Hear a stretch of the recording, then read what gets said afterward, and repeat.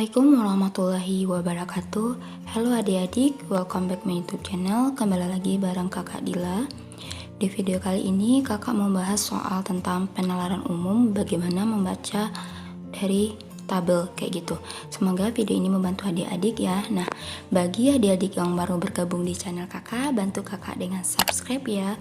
Kalau sudah, kakak mengucapkan terima kasih. Oke, kita langsung aja ke videonya. Let's check it out.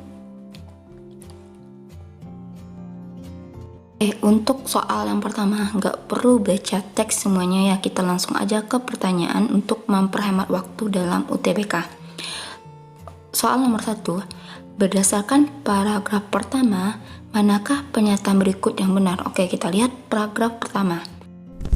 Mata uang yuan Cina kembali melemah melawan rupiah pada perdagangan Rabu 20 Agustus 2019 setelah berakhir stagnan pada Selasa kemarin. Dengan demikian, dalam 4 hari perdagangan terakhir, yuan sudah melemah sebanyak 3 kali. Oke, selesai. Jadi kita lihat option A. Mata uang Cina lebih unggul dari mata uang Indonesia. Salah, kenapa mata uang Cina dijelaskan di sini kembali melemah? Ya, jadi tidak sesuai. Yang B, mata uang Cina kembali melemah untuk ketiga kalinya.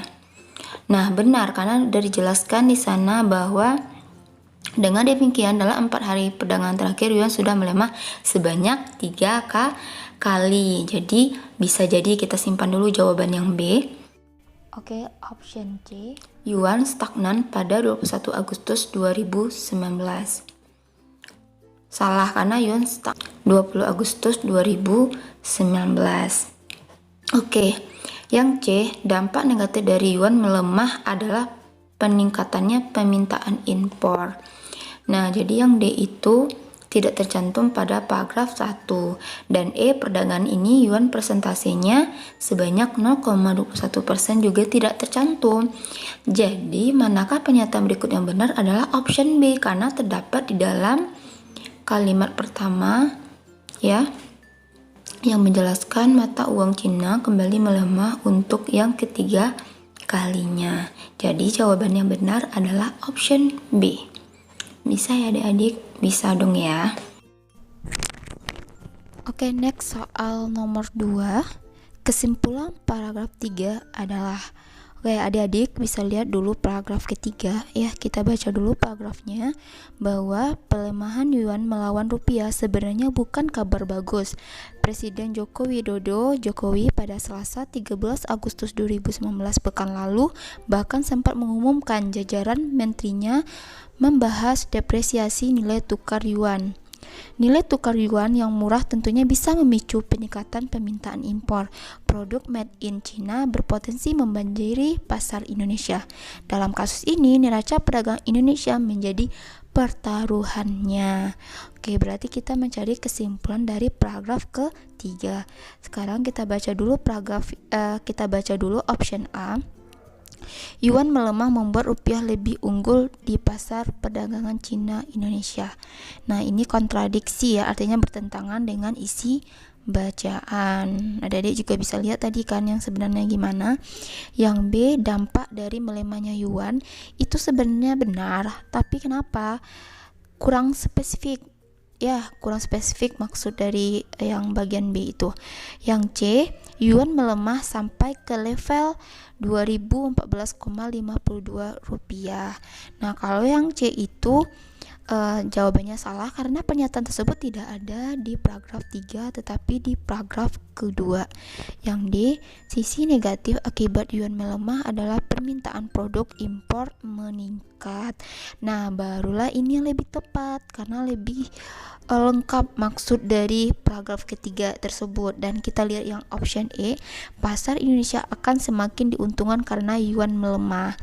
Nah, yang E bertentangan juga dengan isi bacaan pada paragraf ketiga. Ya, jadi jawabannya benar adalah option D. Oke, next soal selanjutnya. Berdasarkan tabel tersebut, manakah kesimpulan yang benar? Kita baca dulu option A. Perubahan paling drastis adalah pada tanggal 5 Agustus 2019. Kita lihat 2019 ya. Oke, pada tanggal 5 Agustus itu terdapat perubahannya itu 0,14. Berarti kita lihat kalau perubahannya itu pasti kita bandingkan dengan tanggal sebelumnya, yaitu minus 0,76 ke 0,14 itu ada sekitar 0,90. Nah, setelah dihitung-hitung ya dari setiap tanggal tersebut, ternyata tanggal 5 itu yang paling besar. Adik-adik bisa cobakan sendiri perubahannya. Yang dilihat rentangnya ya. Sedangkan yang B, perubahan paling drastis pada tanggal 3 Agustus 2019. Nah, kalau 2019 itu dia dari kalau tanggal 3 itu rentangnya itu kecil ya. Karena tidak bisa kita jadiin pembanding min 0,15 ke 0,45 kayak gitu. Dan yang C, nilai kurs terakhir paling tinggi adalah 2,0418. Salah, yang karena yang paling tinggi adalah 2,0464,9 ya, yaitu pada tanggal 1 Agustus. Dan yang D, perubahan paling besar ada pada tanggal 1 Agustus 2019. 1 Agustus 2019 salah, yang perubahan yang paling besar itu pada tanggal 1 Agustus tidak bisa kita jadiin pembanding karena tidak ada tanggal sebelumnya ya. Sedangkan yang E, selama bulan Agustus dari hari ke hari yuan terus mengalami penurunan drastis. Enggak selalu, kadang ada naik, kadang ada turun. Jadi jawaban yang benar adalah option A. Soal nomor 4, manakah pernyataan berikut yang tidak sesuai dengan tabel?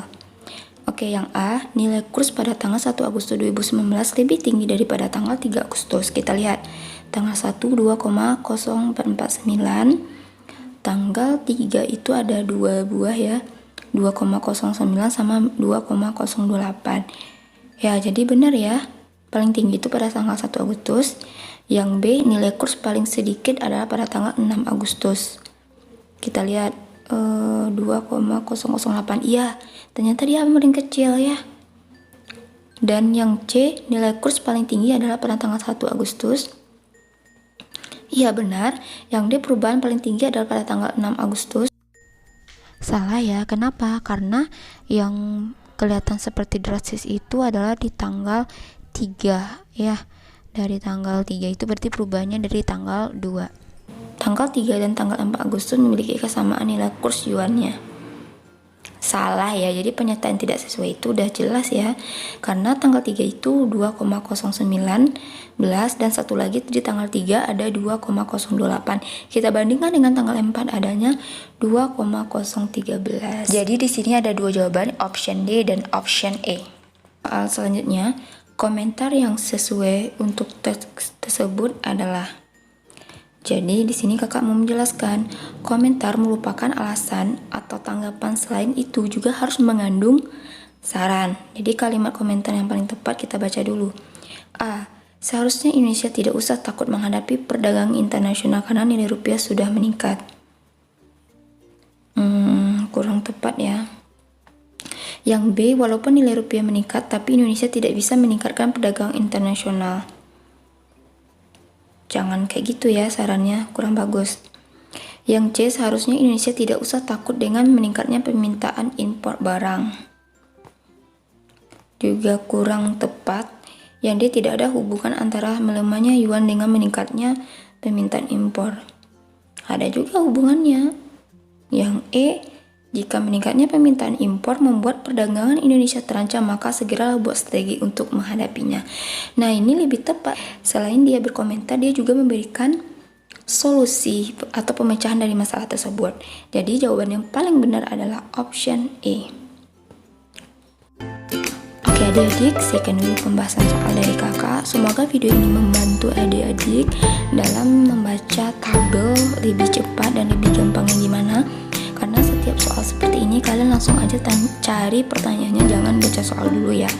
Cari pertanyaan yang ditujukan yang mana, udah baca langsung kayak gitu. Ya, jadi kalau tabel itu harus jeli membacanya karena takutnya salah baca kayak gitu ya.